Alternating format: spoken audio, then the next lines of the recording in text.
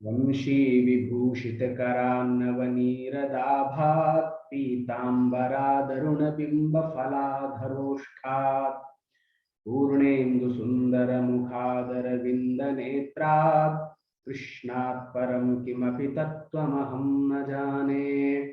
कृष्णात् परं किमपि तत्त्वमहं न जाने।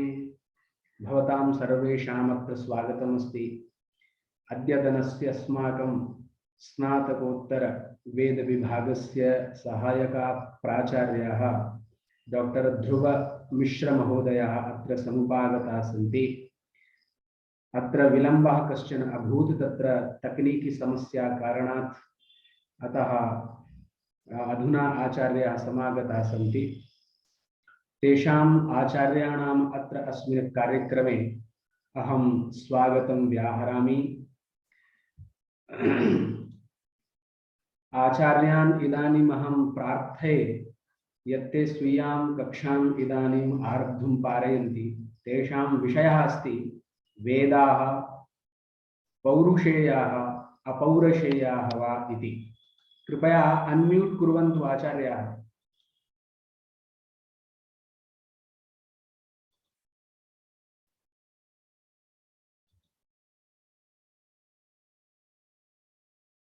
ध्रुव महोदय अनम्यूट कुर्वन्तु, भवन्तः म्यूट सन्ति। एवम्, इदानीं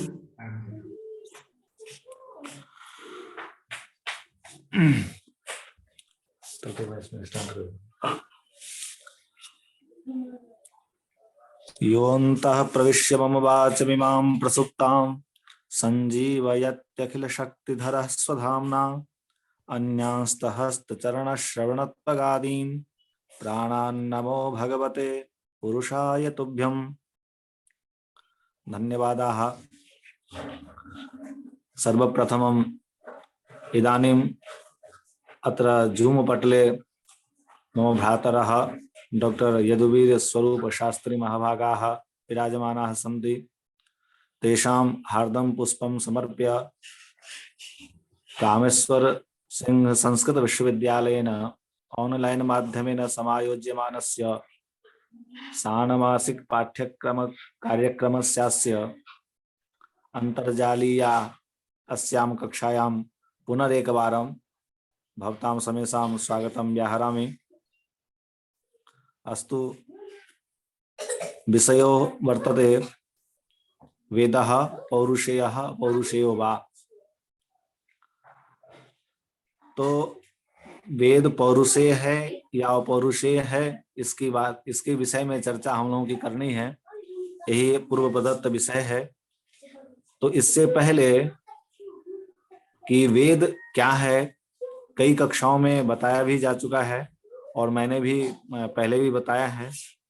फिर भी विषय के अनुसार वेद की परिभाषा अनेक शास्त्रों में विविध प्रकार से उल्लिखित है, लेकिन प्रसंगानुसार उदयनाचार्य जी ने अपने शास्त्र में लिखा है कि अनुपलभ्यमान मूलांतरत्वे सति महाजन परिगृहीत वाक्यत्वम वेदत्वम।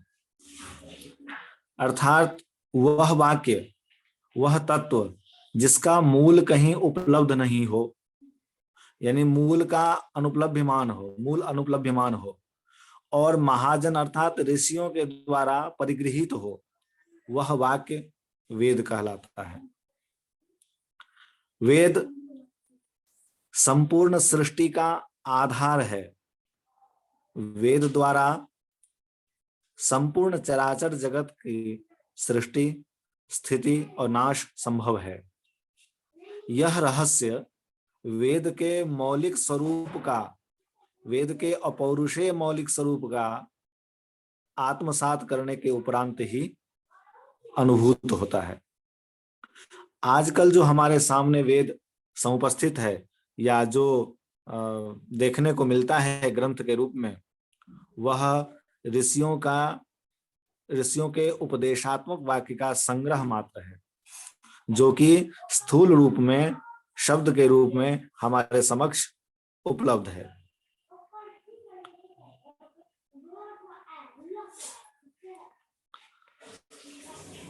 और उस ऋषियों के अभिप्राय का बोधक वाक्य और उसमें जो शब्द हैं वह अपने अलौकिक अर्थ को बताने के कारण, विशिष्ट अर्थ को बताने के कारण वह वेद कहलाता है। जैसा कहा भी गया है, प्रत्यक्षेनानुमित्या वा यस्तु पायो न विद्यते एनं विदन्ति वेदेन तस्मात् वेदस्य वेदता।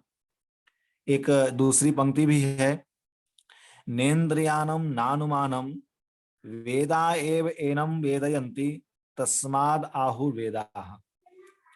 जो तत्व स्वयंभू प्रजापति के निःश्वास भूत हैं वह ब्रह्म निःश्वसित वेद मौलिक वेद है। जो तत्व अपनी माया शक्ति से संयुक्त होकर के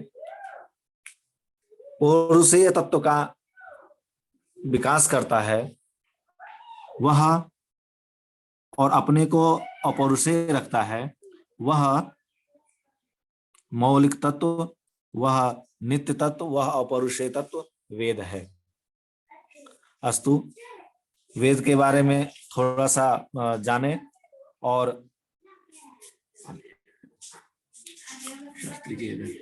ऐड कर देंगे।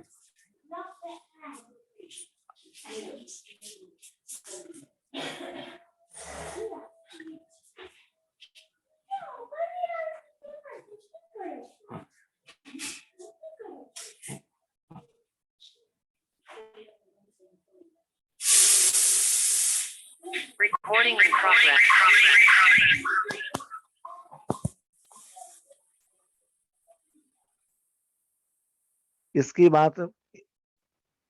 इसकी चर्चा करने से पहले हम पौरुषेय और अपौरुषेय पर कुछ विचार करते हैं कि जब कोई वक्ता किसी को कुछ कहना चाहता है तो वह वाक्य प्रयोग करता है, और उस वाक्य प्रयोग से पहले उसको उस विवक्षित अर्थ का ज्ञान होना चाहिए।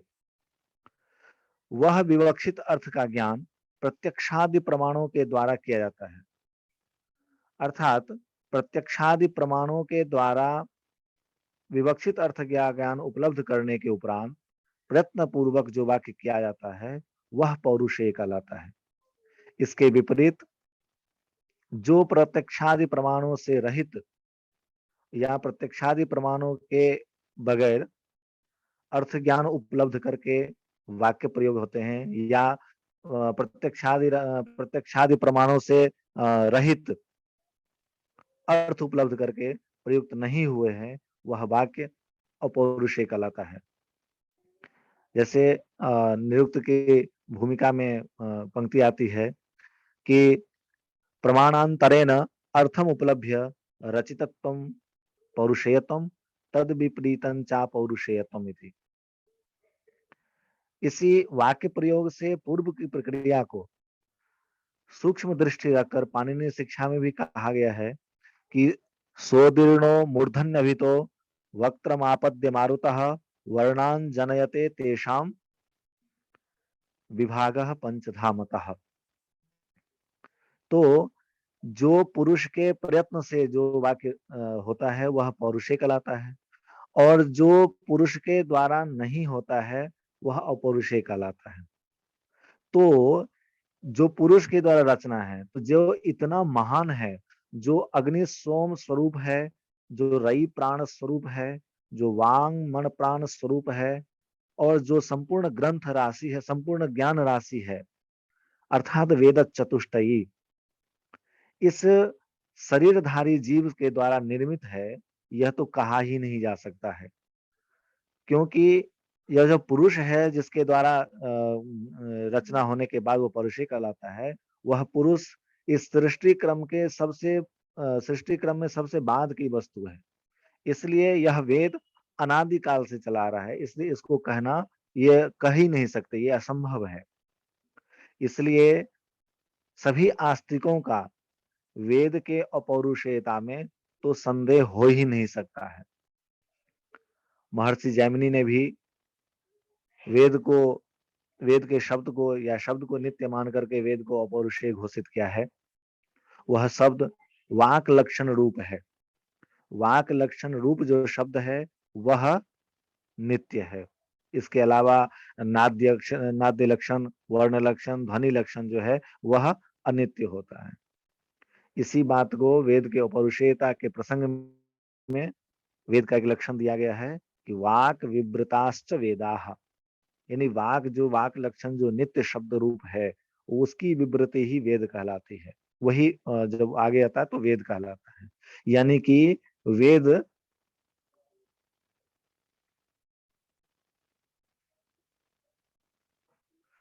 अपौरुषेय है।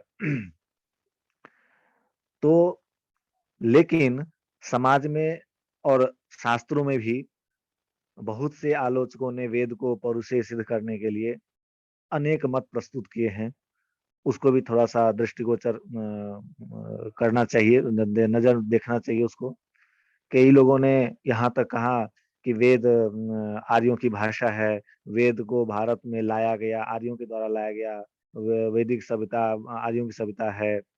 यहाँ तक कि वेदों को पौरुषेय बताने के लिए ग्रंथ वेद के रचना काल भी बता दिया गया। उसमें कई पाश्चात्य विद्वान भी हैं, कई भारतीय विद्वान भी हैं जिन्होंने वेद का काल निर्धारण भी कर दिया, जो कि अनादि है सृष्टारंभ काल से, उसका भी काल निर्धारण किया गया, क्योंकि वो वेद को पौरुषेय सिद्ध करना है।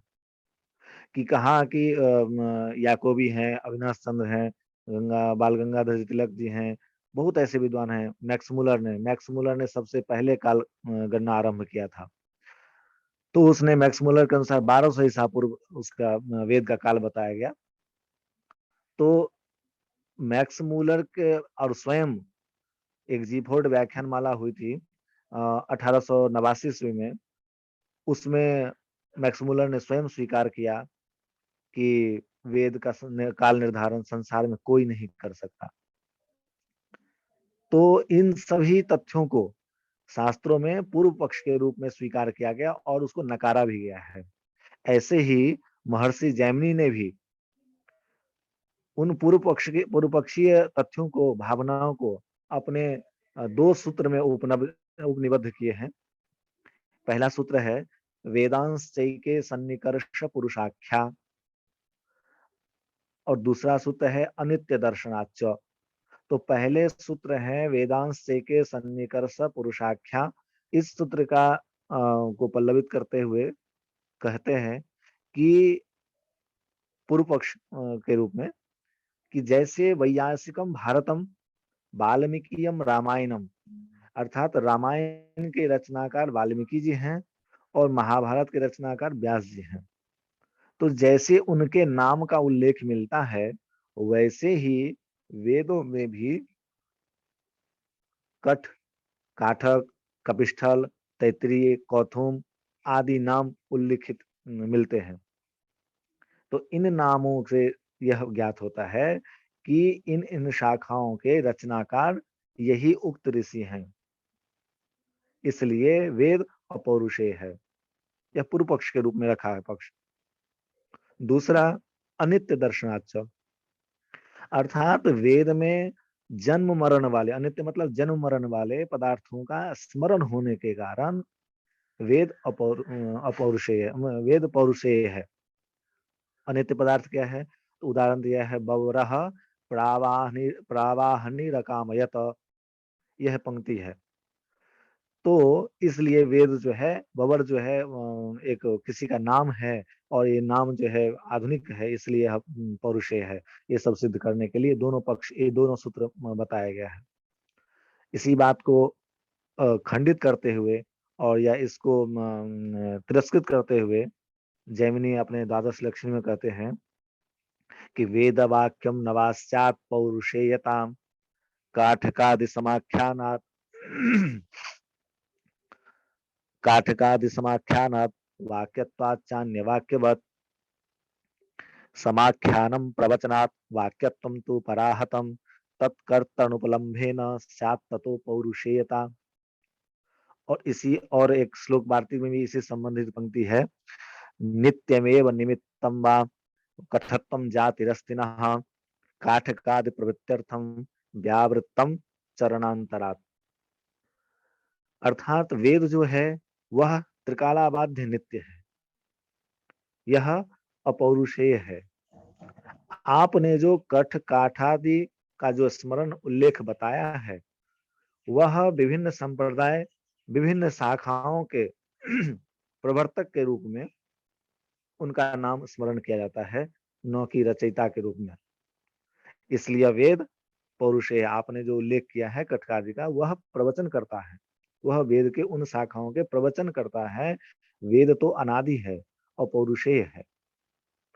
रही बात बबर की और प्रावाहनिक की, तो बबर एक शब्द सामान्य मात्र है, जिसका अर्थ होता है शब्दानुकृति ध्वनि वाला जो शब्द होता है वह बबर कहलाता है, और जो प्रवाहित होता है वह प्रावाहनिक कहलाता है, जो अपने प्रवाह प्रवाह में इधर से उधर बहता है।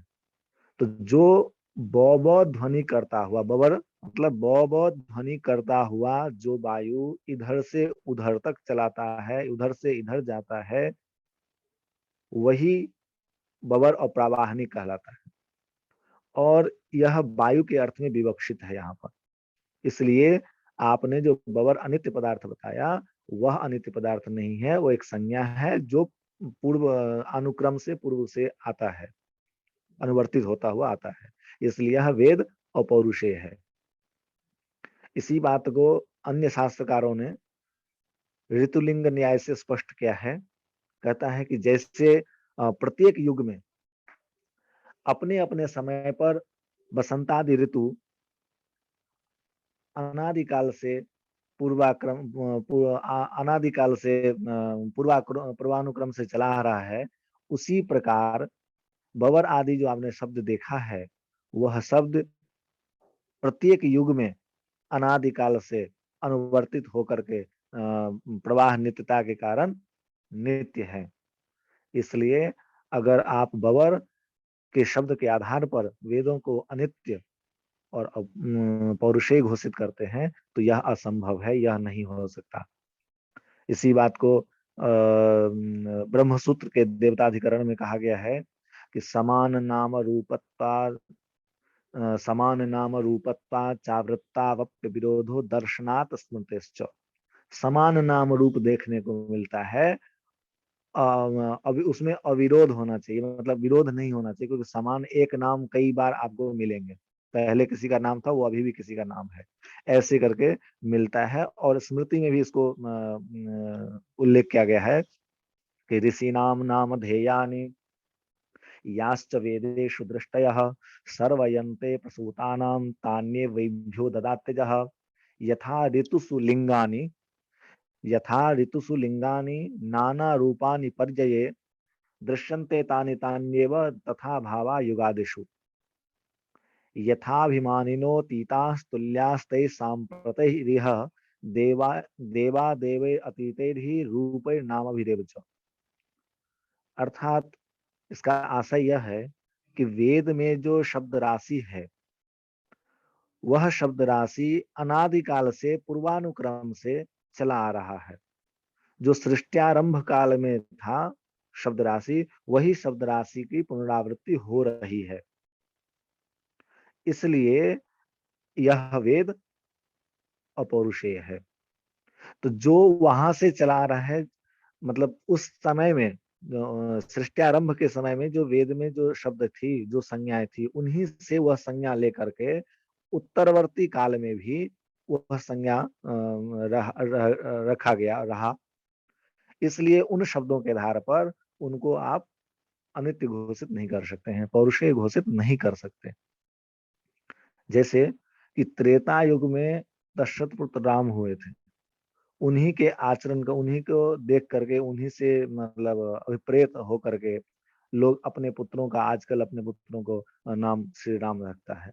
इसी प्रकार उस वेद के शब्द राशिगत जो संज्ञाएं थी, वो बाद में पदार्थों का नाम भी उसी तरह से किया गया। यह कोई नई बात नहीं है। इसलिए बवर आदि शब्द के आधार पर आप वेद को अनित्य नहीं घोषित कर सकते।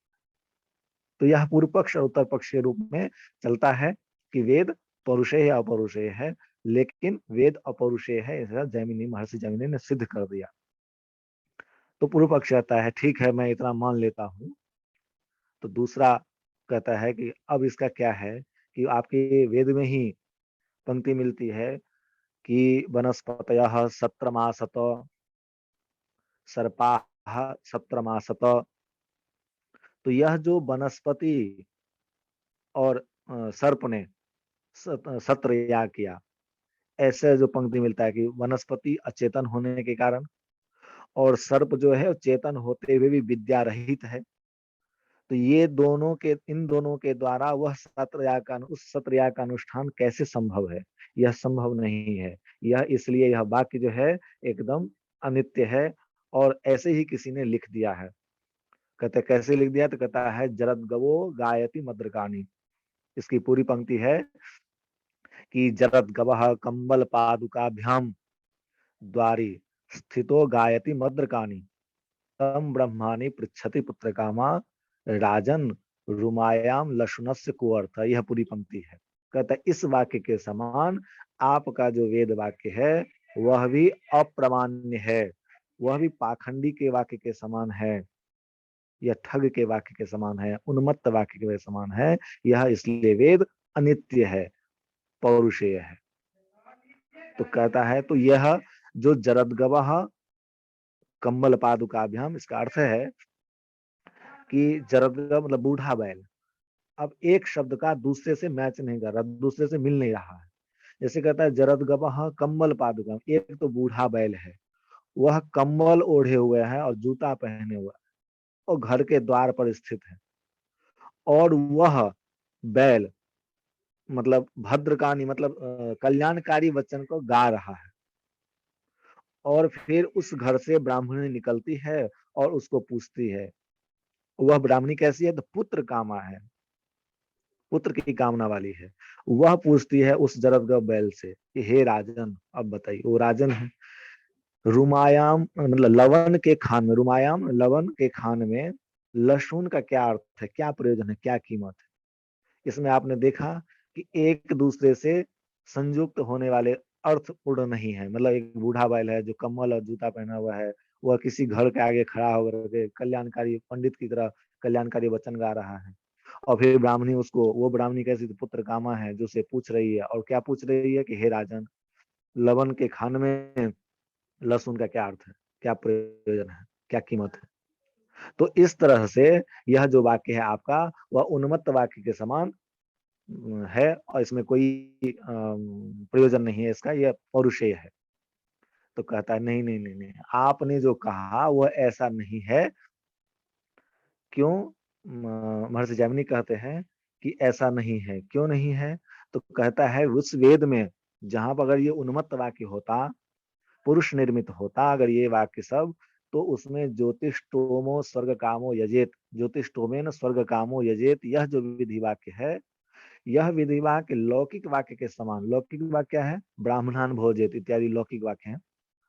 तो यह जो लौकिक वाक्य है ब्राह्मणान भोजेत, उसी वाक्य के समान ज्योतिष्टोमेन स्वर्ग कामो यजेत, यह भी वाक्य, इस वाक्य में भी या यह वाक्य भी भाव्य करण इति कर्तव्यता युक्त ज्योतिष्टोम और स्वर्ग, ज्योतिष्टोम को स्वर्ग के साधन के रूप में माना गया है, का विधान किया गया है। ऐसा नहीं होता, क्योंकि स्वर्ग का साधन ज्योतिष्टोम है, यह पुरुष नहीं जान सकता।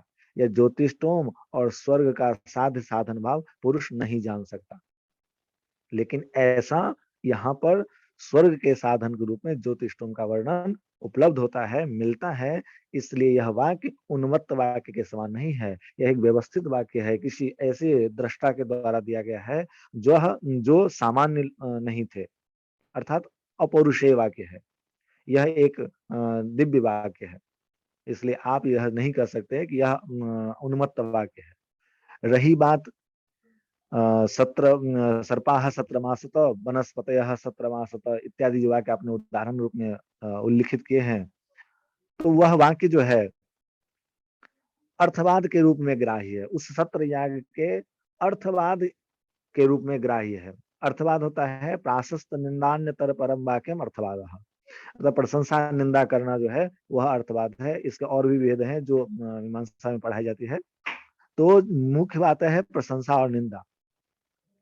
तो यह जो वाक्य है वह इसका तात्पर्य है सत्रयाग की प्रशंसा करने में, अर्थात ये सत्रयाग के अर्थवाद वाक्य के रूप में ग्रहण किया गया है कि जब सर्प ने भी विद्या रहित है तो सर्प ने भी और वनस्पतयः सत्रमासत, वनस्पति भी जो अचेतन है, तो जो अचेतन पदार्थ भी सत्रयाग कर सकता है, विद्या रहित ज्ञान रहित आदमी भी कर सकता है, तो उन ब्राह्मणों का क्या कहना जो चेतन भी है और विद्यावान भी है, इसलिए वह तो अवश्य करेंगे, इसलिए यह इसके अर्थ अवश्य करें, ऐसा मतलब ये विधि वाक्य का अर्थवाद के रूप में ग्रहण किया गया। फिर वेद में ही बहुत सारे ऐसी पंक्तियां मिलती है, वेदगत जो श्रुति वाक्य है उसमें भी कई ऐसे प्रसंग मिलते हैं जिससे यह स्पष्ट होता है कि मतलब वेद में कर्तृत्व की भावना जो है परिलक्षित होती है। जैसे एक पंक्ति है प्रजापतिर्वा एनम असृजत तस्मात् जज्ञात सर्वभूतरिचः सामान्य जगीरे छंदांश जगीरे तस्मात् जजुः तस्मात् अजायत। तो आपने इस वाक्यों इन दोनों वाक्यों में देखा असृजत, जगीरे, अजायत इत्यादि जो वाक्य है वह किसी कर्ता का बोध कराता है। तो जो कर्ता का बोध कराता है वह ईश्वर को लिया जाता है, ईश्वर को कर्ता माना जाता है या जनक माना जाता है उसको, कि यह जगीरे, अजायत, असृजत इत्यादि शब्द जो है ईश्वर के जनक के वाचक है, ईश्वर ही जनक है, इन वेद का भी जनक ईश्वर है। तो ये तो सिद्ध हो गया पूर्व में कि मानव इसकी रचनाकार नहीं है, वेद की रचनाकार। अब आ गई बात देवताओं की, कि देवताओं ने ही इस वेद की रचना कर दी, तब भी पौरुषेय हो जाएगा क्योंकि ईश्वर भी पुरुष है। तो यह कहता है कि आप देवता कर्ता के रूप में उसको भी माना जाता है, जनक मानता है इन शब्दों के द्वारा। तो कहता है इन शब्दों के द्वारा, जिन शब्दों को आप जैसे अजायत और सृजत जगीर इत्यादि शब्द है, उन्हीं शब्दों का, उन्हीं श्रुति वाक्य का जब अन्य के साथ, अन्य श्रुति वाक्यों के साथ एक वाक्यता की जाती है तब उसका अर्थ उसी निःश्वसित वेद में पर्यवसित होता है। और ईश्वर कर्ता न होकर सृष्टि काल में वेदोपलब्धि में ही निमित्त मात्र सिद्ध होते हैं। जैसा इस प्रसंग में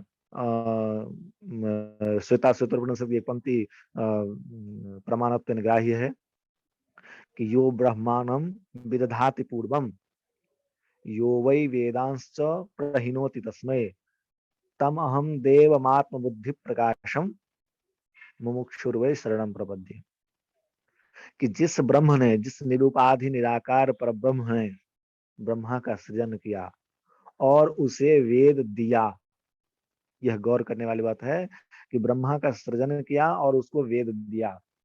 मैं मुमुक्षु उस परब्रह्म परमात्मा आत्मबुद्धि प्रकाश देव स्वरूप के शरण में जा रहा हूं।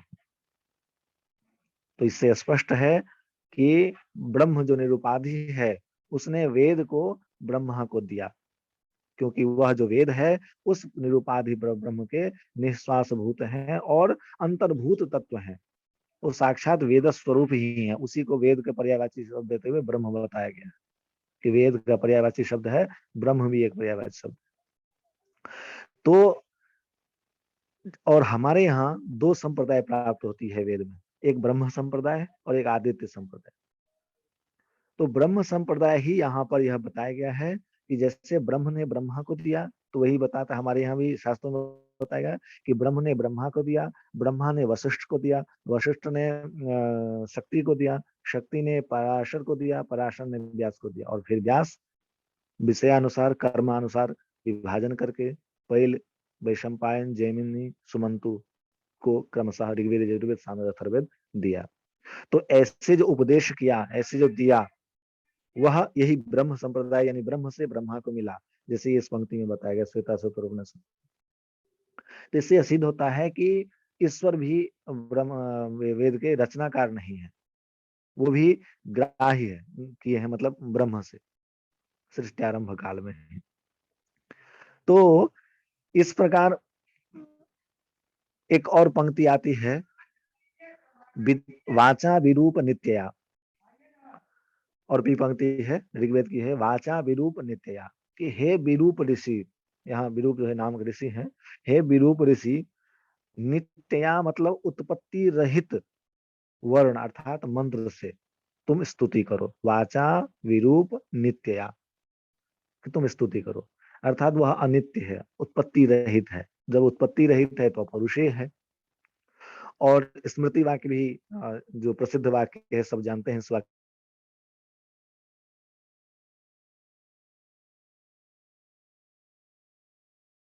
सवाह प्रवृत्तयः, तो जो जिस ऐसे तत्व, ऐसे वाक्य जिसका न आदि है न अंत है, वह ऐसे वाक्यों का स्वयंभू के द्वारा उत्सर्जन किया गया। क्योंकि जो है वेद है वह सृष्टि के आरंभ वाक्य है, मतलब प्रथम वाणी है, तो उस स्वयंभू के द्वारा सृजन किया गया। और फिर उस वेद से सब कुछ, जितने भी पदार्थ हैं, जितने भी जगत हैं, सबकी सृष्टि हुई है। तो सर्वाह प्रवृत्ति, यतः सर्वाह प्रवृत्ति से सबसे सबकी प्रवृत्ति वहीं से हुई है। इसी क्रम में निरुक्त में भी कहा गया है कि ऋषि को परिभाषित करते हुए कि ऋषि दर्शनात्, तो जो हम देखते हैं वो ऋषि लोग, वह दर्शनात् है, मतलब मंत्र के ऋषि हैं, तो वह मंत्र के दृष्टा ऋषि हैं, न कि रचयिता है। ऋषयो मंत्र दृष्टारः ऋषि दर्शनात्, ये दोनों पंक्ति है, दोनों वाक्य है, इससे ऋषि को परिभाषित किया गया। तो ये जो है वह मंत्र के दृष्टा है, न कि रचयिता है। ये ऋषि अपने दिव्य ज्ञान रूप चक्षु से उस परब्रह्म प्रदत्त जो ज्ञान तत्व राशि था उसको अनुभूत किया, और अनुभूत के बाद शाब्दिक व्यवहार के द्वारा अपने शिष्यों को उपदेश किया। फिर वह शिष्य अपने शिष्यों को उपदेश किया।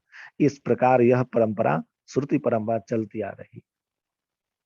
जैसा कि नृत्य में कहा गया है कि साक्षात्कृत धर्माणः ऋषयो बभूवः, ते असाक्षात्कृत धर्मेभ्यः ऋषिभ्यो मंत्रान उपदेशेन मंत्रान संप्रादुः।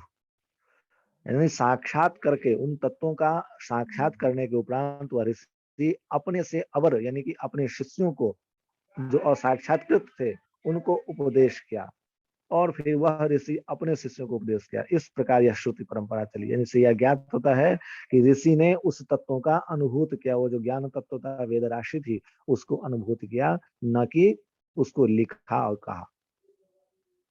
इस प्रकार आप सभी जगह देखते हैं कि वेद जो है शास्त्रों में मिलता है कि वेद की का लाभ किया गया था, वेद की प्राप्ति नहीं, मतलब किया गया था, रचना नहीं, इसकी रचना नहीं की गई थी। और ऐसे ही शास्त्रों में यत्र को तो सर्वत्र चर्चा मतलब प्राप्त होती है। तो इसी क्रम में एक स्मृति का प्रमाण है, तो कहता है युगान्ते अंतर्हितान वेदान सेतिहासान महर्षयः लेभिरे तपसा पूर्वम अनुज्ञातः स्वयंभुवा। अर्थात लेभिरे तपसा पूर्वम, पूर्व में जो है इसको तपसा से, मतलब तपस्या से, अपने तपोबल से इसको प्राप्ति की, लाभ किया गया था। अनुज्ञाता स्वयंभुवा, स्वयंभू के अनुज्ञा से, मतलब उनकी आदेश से ऐसा प्राप्त किया गया था। तो ये आपको मिलता है। ऐसे ही महर्षि पराशर ने भी यह स्पष्ट कर दिया कि वेद के जो है कर्ता कोई नहीं है, वेद स्मर्ता चतुर्मुख ब्रह्मा है, और वेद नारायण साक्षात नारायण है। यह नारायण उस परब्रह्म के वाचक है कि वेद स्मर्ता न कश्चित वेद कर्ता स्यात्, वेद स्मर्ता चतुर्मुखः, वेदो नारायण साक्षात स्वयंभूरिति सुश्रुमः। तो वेद कर्ता कोई नहीं है, वेद स्मर्ता चतुर्मुख है, और वेद नारायण साक्षात नारायण है। यह स्वयंभू रीति, वह जो नारायण है वह स्वयंभू है। तो कहने का मतलब है कि यहाँ भी स्पष्ट है कि उसने मतलब वेद का कोई कर्ता नहीं है। भगवान श्री कृष्ण में गीता में कहते हैं कि अग्नि वायु रविभ्यस्तु त्रयम ब्रह्म सनातनम दुदोह यज्ञ सिद्ध्यर्थम ऋग्यजुः साम लक्षणम। तो दोहन, दुदोह जो शब्द है वो दोहन शब्द है। वह दोहन किसका किया जाता है? जो पूर्व में उपलब्ध होता है, जिसका जो पूर्व में उपलब्ध होता है उसी का दोहन होता है, और वो दोहन करके उससे निकाला जाता है। तो यह दुदोह है, यानी कि ऋग यजु साम का दोहन किया गया था। किससे? तो ऋग अग्नि से, वायु से और सूर्य से। इस प्रकार से दोहन करके वो उसको निकाला गया था। तो दोहन और अध्यापन ये दोनों एक ही वाचक, अध्यापन का ही वाचक है कि वह और इसका मेधातिथि एक भाष्यकार है मनुस्मृति के, वो उन्होंने कहा है कि दोहन और अध्यापन दोनों एक ही वाचक है, और ये दोनों क्रियाएं पर संक्रांत दूसरों तक फैलाने वाली, पर संक्रांत गुण वाली, पर संक्रांत संपादित करने वाली गुण वाली है यह। यानी कि दूसरों तक ये बात फैलाती है, मतलब ये किसी एक से निकाल के दूसरे में देती है, संक्रांत करती है। तो इसलिए अध्यापन भी वैसे होता है, किसी से लेते हैं अपने में संक्रांत होता है। दोहन भी होता है, किसी चीज में से लेकर के अपने में करते हैं, दोहन होता है। तो यह जो है दुदोह यज्ञ सिद्ध्यर्थम ऋग्यजु साम लक्षणम। तो इस प्रकार उक्त जितने भी आपने तत्वों को देखा, तत्वों को अन्वेषण, मतलब अभी जो सुना आपने, उन तत्वों से ऐसा और भी शास्त्र में और भी अन्य भी बहुत सारे तत्व हैं जिससे स्पष्ट होता है यह जो हमारी श्रुति परंपरा है, जो हमारा वेद है, वह अपौरुषेय है। वह एक कि जितने भी अभी स्वाध्याय और ध्येतव्य अभी ने जितने बताया कि जो भी तत्व का अन्वेषण करता है, और इससे ज्ञात होता है कि ये जो हमारी श्रुति परंपरा है, वह श्रुति परंपरा कैसी है? तो स्वाध्याय और ध्येतव्य के अनुसार है। तो स्वाध्याय और ध्येतव्य यहाँ पर जो है स्व शब्द जो है शाखावाचक है, मतलब अपने शाखा का है। तो अपने अपने शाखा का, वो भी शाखा कैसा है कि निरपेक्ष है, यानी किसी दूसरे शाखा से बिना अपेक्षा किए सारे संपूर्ण अर्थ को, उस संहिता के संपूर्ण अर्थ को बोध करने में वो सक्षम होती है, ऐसे शाखा। तो स्वाध्यायो ध्येतव्य इस विधि वाक्य के अनुसार हमारी जो श्रुति परंपरा है अविच्छिन्न और निर्मल धारा के रूप में प्रवाहित है, चली आ रही है। तो उन श्रुति परंपरा के मूल आधार वेद और ब्रह्म के निश्वसित भूत जो वेद है, अर्थात समस्त ज्ञान राशि में वह सारा संपूर्ण ज्ञान राशि जो उसका आधार है वेद, जो कि अपौरुषेय है। अब मैं आपको अंतिम पड़ाव में चलता हूँ कि वह समस्त वेद ज्ञान राशि जो है साक्षात शब्द ब्रह्म है, और इसलिए इसको परम प्रमाण भी माना गया है। तो साक्षात शब्द ब्रह्म है। इसी वाक्य को मीमांसा में भी सारगर्भित वाक्य के रूप में अंतिम वाक्य कहा गया कि अपौरुषेय वाक्यम वेदः, अर्थात वेदगत जितने भी वाक्य है वह सब अपौरुषेय है, पौरुषेय होने की संभावना ही नहीं है। इस सबसे उक्त जितने भी तत्व थे मैंने आपको आपके सामने रखा, और इससे यह ज्ञात होता है कि वेद अपौरुषेय है और सनातन है और आगे भी रहेगा ही। धन्यवाद। धन्यवादाः। आचार्यैः परिश्रम्य वेदस्य अपौरुषेयत्वमत्र साधितमस्ति। वेदाः अपौरुषेयाः इत्येव अस्माकीनः संप्रत्ययः।